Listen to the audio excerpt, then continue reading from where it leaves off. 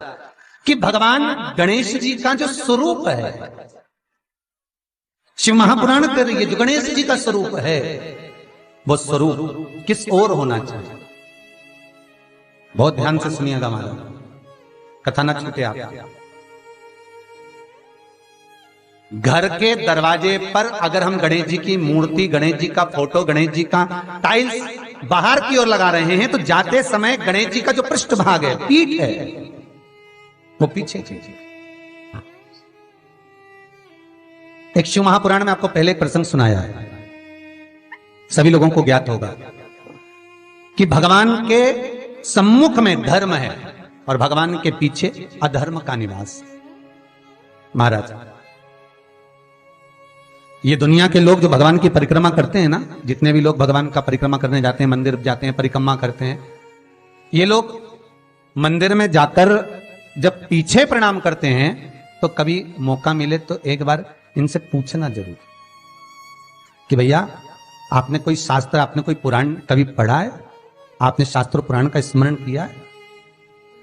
हमारा कोई शास्त्र, कोई पुराण, कोई वेद यह वर्णन नहीं करता कि मंदिर के पीछे हम प्रणाम करें, हम मंदिर के पीछे नमन करें, हमारा शास्त्र वेद वर्णन नहीं करता। और देखे तो लक्ष्मी ने कहा, प्रभु जब गणेश जी के सम्मुख में रिद्धि सिद्धि श्री तुष्टि पुष्टि शुभ लाभ सारे धन देने वाले, संपदा देने वाले जब गणेश जी के अग्रण्य रहेंगे तो पीछे बिठाने में क्या दिक्कत है? आप पर दे दो।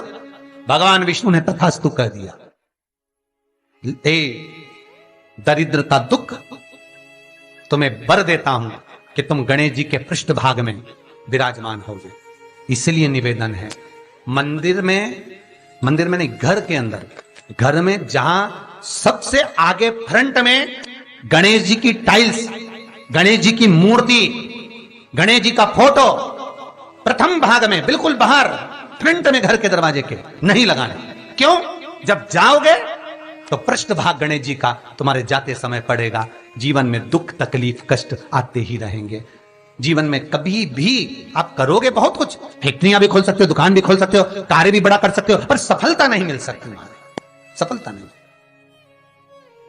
और यदि आपके घर में पहले से टाइल्स लगी है, मूर्ति लगी है गणेश जी की, हटा नहीं सकते, तो निवेदन है एक फोटो गणेश जी का जब बाहर निकलो तो अपने, जब उधर फोटो लगाए तो एक फोटो बाहर जाते समय अंदर की ओर मुख करके लगा दीजिए, उससे वो दोष समाप्त हो जाता है। महाराज, वो दोष समाप्त। गणेश जी अगर लेकर आ रहे हैं तो बैठी हुई मूर्ति लेकर आए, और गणेश जी लाए मना नहीं है। गणेश जी जब लेकर आए तो घर में बिठाने के लिए ला रहे हैं तो राइट सूंड का गणेश लेकर आए, सीधी हाथ का। आपका सीधा हाथ देख लेना, उसी के हिसाब से गणेश जी को अपनी ओर रखकर, या गणेश जी का सीधा हस्त कमल देख लेना। आपका तो उल्टा मान्य होगा जब आप देखेंगे तो गणेश जी का जो सीधा हस्त कमल हो उस साइड अगर गणेश जी की सूंड है तो वो सूंड का गणेश घर के अंदर विराजमान हो। उल्टी सूंड का गणेश, लेफ्ट सूंड का गणेश, ये गणेश व्यापार व्यवसाय, फैक्ट्री, दुकान, बिजनेस, ऑफिस जगह पर विराजमान हो। बहुत ध्यान देना, उल्टी सूंड के गणेश बहुत कम बनते हैं। क्यों कम बनते हैं? इसका शास्त्रीय प्रमाण है। कभी किसी मूर्तिकार के पास जाना और मूर्तिकार के पास जाकर पूछना, भैया तुम उल्टी सूंड का गणेश क्यों नहीं बनाते? जितने भी बनते सीधी सूंड के बनते। कभी पूछना उससे, वो बताएगा कि उल्टी सूंड के अगर गणेश जी बनाए, 50 गणेश जी अगर उल्टी सूंड के बनाए हैं तो उसमें से कम 30 गणेश जी अपने आप टूट जाते हैं या बिगड़ जाते हैं। ये शास्त्र रीति है।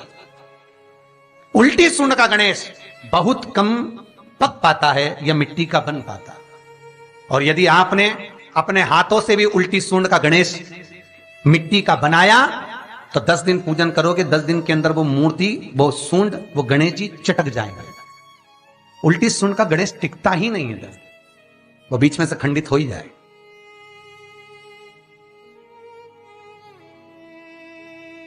वो तो स्वयं गणेश जी कृपा करें, स्वयं विनायक कृपा करें और उल्टी सूंड के गणेश जी अपने को मिल जाएं और वो गणेश जी हमारे घर में आ जाएं तो वो फिर नहीं चलता। सीधी सूंड के गणेश जी को मनाने के लिए महाराज मंत्र की 50 माला करना पड़ती है, तो समझ लो सीधी उल्टी सुन के गणेश जी को मनाने के लिए मात्र 5 माला में भगवान गणेश प्रसन्न हो जाते हैं। अर्थात उल्टी सुन का गणेश शीघ्र प्रसन्न होता है। महाराज ब्रजमंडल में जब कभी जाओ, मथुरा के पास में वृंदावन से आगे लोहवन पड़ता है। कौन सा वन है? लोहवन। वृंदावन से कुछ थोड़ी दूरी पर लोहवन है। उस लोहवन में जाना, जैसे निकुंज वन में गए, भांडेर वन में गए, आप लोग कई बार दर्शन करने गए होंगे, तो लोहवन में जाना और लोहवन में जाकर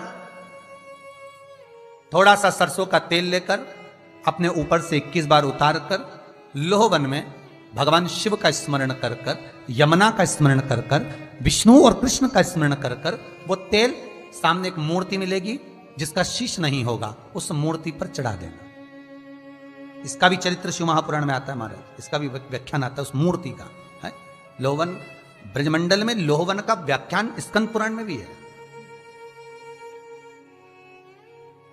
आप मेहनत कर रहे हो, फल नहीं मिल रहा, आप दुकान खोल रहे हो, चल नहीं रही है, आपका चित्तवृत्ति, आपके जीवन में सफलता आ ही नहीं रही, तो कहीं मत जाइए। आपके जीवन में 25 बार अंगूठी बदल के देख लिया, कभी पुखराज पहन लेते, कभी मोती पहन लेते, कभी नीलम पहन लेते, कभी कोई महाराज ने कहा तो ये कर लिया, कभी कोई महाराज बोला तो ये कर लिया, फल नहीं मिले, कहीं मत जाओ, कुछ मत पहनो, उसकी शरण में जाओ, उसकी शरण। लोहवन पहुंच जाओ, वृंदावन से 4-5 किलोमीटर की दूरी। रिक्शे वाले से बोलो कि वो लेके जाएगा, 5 रुपए लेता है।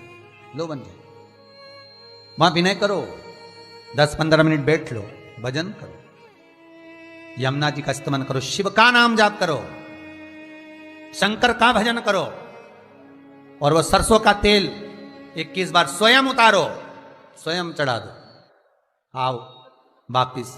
उसके बाद तुम किसी कार्य को करोगे तो सफलता जल्दी मिलेगी, काम अटकेंगे नहीं, काम सफल।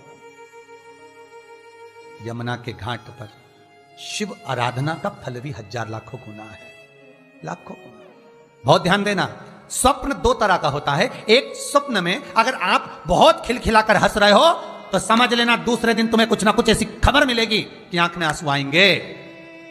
स्वप्न में आप अपने आप को अगर हंसता हुआ देख रहे हो, किसी को खिलखिलाता हंसता हुआ देख रहे हो, तो दूसरे दिन कुछ रोने की खबर मिलेगी, कोई दुख होगा, कष्ट होगा, तकलीफ होगा।